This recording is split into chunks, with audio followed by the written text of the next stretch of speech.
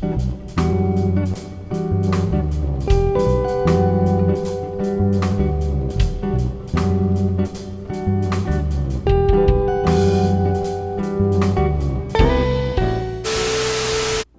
guys, welcome back to the channel, and we have another recap of Ready to Love Season 4. This is episode 11, Unfinished Business. So, before we jump into this video, if you're here new for the first time, hit that subscribe button, turn on your notification, and drop a comment. So let's get into this. So, as we remember from episode 10, the way that it left off, as if AJ was pretty much priming Kyra for the fact that she was going to be eliminated. I thought sure she was like out the door, because he did tell her in episode 10, right at the end, that she is not ready to love. However, there was a little plot twist here. So all of a sudden, there's this hesitation and how hard this is for AJ. And, he wants her to make a decision, just like somebody else wanted her to make a decision. But apparently, maybe they moved on. We'll get into that later. But all of a sudden, AJ flipped the script and said, you know what? I don't want you to leave. I want you to continue on if you choose to be with me. And even though you can tell there was some hesitation with Kyra, I think she just wanted to stick around to be on the show. I don't know if it's to try to figure out what's going on with Jason, but, she was definitely happy that AJ decided to keep her around. And I'm like, why are you doing this, AJ? I know they even have a past before the show together, and it did not work out. And you can tell that she is really not solid in the answer that she gives him. But, she pretty much, from the way it looks on the show, tells him what he wants to hear, which is, I'm going to be with you. And it's just not genuine. I don't see it based on what I'm seeing on the show. It's just interesting. But that means that there's one other person that has to go, because you can only have couples, right? Well, that odd person out is now Alexis. Now, he kind of primed Alexis by saying something like, we're going to be in each other's lives forever.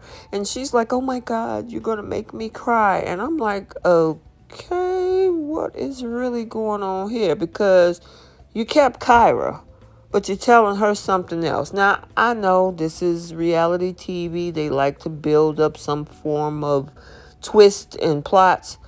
However, he did drop that bombshell on Alexis and, pretty much tell her, I'm sorry, but you're no longer going to be on the show.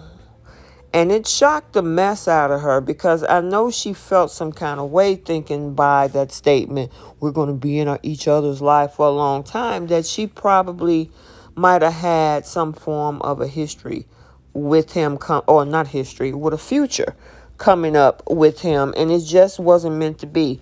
And my thing is, I don't even think he was really, truly, deeply connected with Alexis. Even from the last conversation, she put it all out on the table, and he gave some form of answer. And you can go back and check at my video, because I actually have the live clip in there, but it sounded like double talk. So, it was just interesting that, she definitely was all in, and he definitely was not. He was just waiting to see what Kyra was going to do, or Kyra, one of the two. I hope I'm pronouncing the name correctly. But she was devastated. She was upset, and she was saying, he's not here, but God is going to bless me with that person who's going to be on my life, and I'm going to move forward. And she handled it gracefully with AJ, but in her confessional, she definitely broke down. And she was not happy that, her journey on the show had ended. Let me know what you think about this whole interaction between AJ, Kyra, and Alexis, because he was just waiting around for Kyra. Kyra still don't know what she wants. However, Alexis definitely knew what she wanted. and it was AJ, and she ended up not continuing on the show. It's just so unfortunate, but it's been an interesting season. So now the girls meet up, and they all look very pretty. I like these dresses. They look really cute on them. But they all meet up to have a sit-down conversation with Tommy Miles. And, it seemed pretty interesting because there's this little interaction between Liz and Kyra. And Liz was like, what is she still doing here? So she was kind of shocked. So Tommy basically told the girls that they were going to have like their final dates with their partners, because now it's 4 couples, and he was actually excited that the show ended with 4, because normally it ends with 3, but for whatever reason season 4 had to end with 4 couples.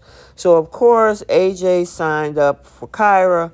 We have Kris and Amber, and we have Verneashia and Joel, and then of course Liz and Jason. And I mean, Liz is excited. The girls are excited to go on their dates. This is their one-on-one time to kind of see how solid, their coupling is, or how coupled up they are. So the first one we're going to talk about is Joel going over to Verneashia's house. And he just shows up like it's a regular thing. I'm wondering off camera, did they go on a lot of dates or hang out at her house? But she said from the beginning they're making it to the end and they are just chilled together.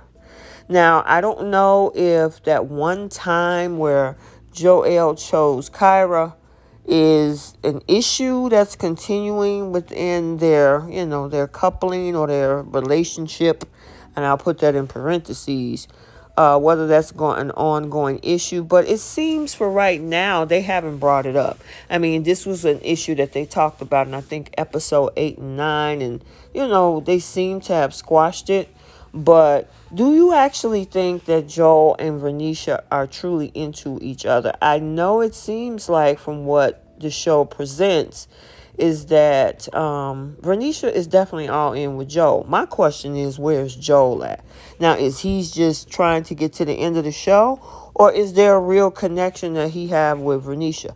Let me know what you guys think.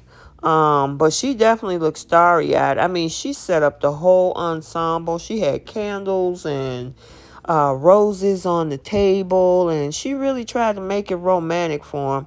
And then, of course, they ended up in a pretty intimate kiss with each other. So let me know what you think about this couple. Then we got Amber and Kris. Now, the thing is that these two have been vibing since early on in this season. I really like this couple. I think they do have a connection. I think out of the 4 couples, they're the ones that's the most solid. However, Kris decided to throw a curveball. And what was it exactly? That he is having semen retention. Now, a lot of us was like, what the heck you mean by that? What do you mean, semen retention? Okay, it pretty much basically means he's celibate, But whatever reason he want to call it semen retention, I don't know if that was something for the cameras because, pretty much the most common word to be used for this is celibacy. And that's pretty much the reason why he isn't having sex until he wants, of course, to be married first. And Amber was like, wait a minute. That mean no sex at all up until we date. We could be dating for 2 years. You mean I'm not going to sleep with you for 2 years? So that's going to be interesting. And, I'm wondering, because I would like to see what happens at the reunion, if this couple is still going to be together. How did they deal with that? I mean, let me know what you guys think in the comment. It seemed like she's going to sign up for it because it doesn't seem like it threw her off to the point where she's like nah, I'm out. I will say that's something that maybe should have been discussed early on. Now that, so to give her a heads up. But who knows? Maybe they did discuss it, but they wanted to talk about it in a late episode. Who knows? Again, these types of shows, you don't know what's behind the scenes. I'm hoping that they did have a discussion about his celibacy. That was something that was not ever brought up on season 3 when he was going through the last resort process, because he was dating Naya before he was eliminated, and that never came up. I don't remember it. Let me know if you remember anything. The only issue that really came up with him is finances and splitting it 50-50. And obviously Amber don't have a problem with that. I know they both work, but she's an attorney. So if they can make that work and she's okay with it, he's okay with it, I'm all for it. I'm not finna judge anybody about who makes more money or none of that. But it is what it is. Let me know what you think of that couple. So this next couple, which I just think is just to save face, is AJ and Kyra. And of course, they have this conversation about their history. And, she feels that he's intentional and that he fought for me and he fought for me to stay on the show. Yeah, he did. And I think that AJ has an interest in her? Absolutely. My issue is, does Kyra really truly have a large percent of interest in him? Or is her heart split elsewhere? Because there's another person that she has been going back and forth with over this entire season, and that's Jason. And both these men have put the ball in her court to give an answer. What do you want? So finally, some kind of way, I guess by the threat to have her eliminated for the show, it was able to get her to say, yeah, I choose you. Okay. And then he was like, okay, you can stay now. I'm going to go ahead and, eliminate Alexis from this situation. But I don't see this one. Let me know what you think.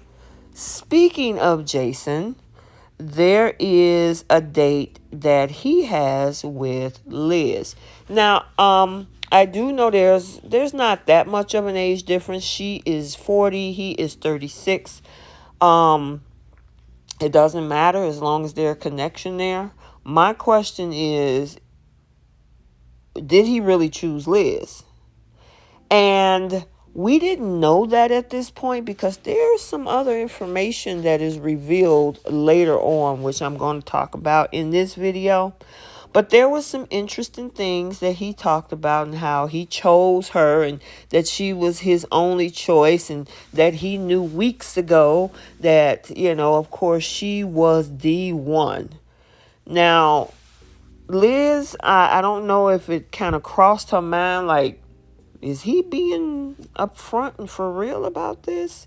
Because yeah, he was going back and forth, and I think Liz knew that. I'm not sure. I'm going to say like Judge Judy says, you don't know the inner machinations of another person's mind. I don't know what she knew. But she did know that there was another person he was interested in. However, he stepped away. It was real romantic. He tried to make her feel really secure. He brought her white flowers. And because of the fact of the color white, he made the emphasis that, of course, is for her because she's pure and everything. And there was something else that he had given her that was in the family. And I forgot what that was. I'm sorry, guys, if I didn't get an actual clip of that. Let me know in the comment section. I don't know, was it a piece of jewelry or something? But it was something that was passed through his family that he gave to her, or, But either way, she was ecstatic, over the moon, on cloud 9 about Jason's, terms of endearment that he gave to her and the affection that he showed to her. But, I like him. Let me know what you think. So now Tommy circled back with the ladies so they can give him pretty much a rundown of their dates. And of course, Amber talked about their date, how they had a good time until he dropped the bombshell about the semen retention thing. which is the celibacy. Then there's the conversation that Verneashia had with Tommy about how, these two, meaning him and her and Joel, are working out well, and, they planning a future together. Okay, we'll see how that works out. Then it was Liz's turn, and Liz told everything about her date that Jason knew that weeks ago, that she was the one, the flowers that she gave. And all while she was talking, Kyra was laughing. Now, I don't know if this was a clip. Maybe she was laughing at something else, and then production dropped it right here to make it look side-eye. But if it wasn't, that was extremely rude and disrespectful. Because, when somebody's talking about how wonderful their date is, and you give an expression of trying to downplay or discount because the flowers and everything that he did and all of that, Kyra was definitely not here for it, because she felt like she was bamboozled. She was like, how is he going to tell her that weeks ago he knew that Liz was the one when he was just asking me to make a decision? Now, I will say that could be a legitimate question, and it will be tabled for discussion coming up in a little bit, which, like I say, we will get to that and we'll talk about it. But I don't think that was the right, me personally, people get to choose how they want to respond or react. But I just don't think that was the right and appropriate way of expressing how you feel in that moment. However, she took the heat off of Liz and then talked about her date with AJ. And to me, it was just basically giving a rundown. She's so really stuck on what she heard, how wonderful Liz's date was with Jason, that, it was pretty much an afterthought with how she expressed how she felt about that. But, Liz had a smile on her face. She thought it was, pretty rude. How is she going to downplay my interaction and my date with Jason just because she's feeling some kind of way about that? So she brings this unfinished business to Jason's table, and she put it out there like, wait a minute. So I heard everything that Liz say about your date and how you knew weeks ago. How is it that you knew weeks ago when you were still asking me, what do I want to do? Or what's my decision? He actually admitted to not being truthful. Well, yeah, I didn't know weeks ago. I was still up in the air, and that's on me. And okay, but that doesn't justify the fact that you lied to Liz. Now, I don't know if she saw this. She probably saw it after the fact, maybe when we saw it, like on Friday.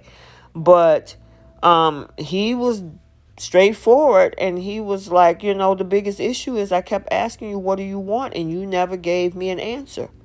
So I can't stay here forever. So I moved on to my next interest. And he still, honestly, in this interaction, pressed her for a decision. And I'm like, why are you even asking? If you're with Liz, it really doesn't matter what her decision is. And even with that question, guess what? She still couldn't come up with an answer.